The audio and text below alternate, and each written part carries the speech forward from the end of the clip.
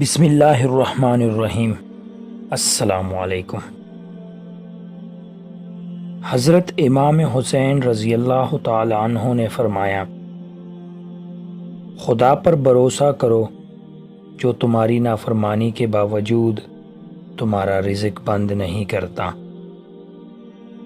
تمہاری عمر برابر گھٹتی جا رہی ہے، بس جو کچھ تمہارے ہاتھ میں ہے اس سے کسی کی مدد کر جاؤ۔ مومن وہ نہیں جس کی محفل پاک ہو، بلکہ مومن وہ ہے جس کی تنہائی پاک ہو۔ اگر دنیا میں انقلاب لانا چاہتے ہو تو تہذیب نفس کا آغاز خود سے کرو، دنیا خود بدل جائے گی۔ دولت کا بہترین مصرف یہ ہے کہ اس سے عزت و آبرو کو برقرار رکھا جائے۔ جس کا مددگار اللہ کے سوا کوئی نہ ہو، خبردار اس پر ظلم نہ کرنا۔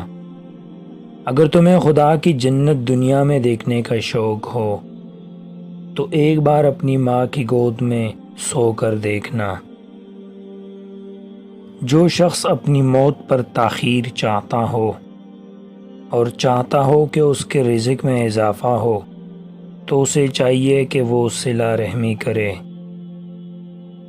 نیک لوگ اپنے انجام سے خوف زدہ نہیں ہوتے۔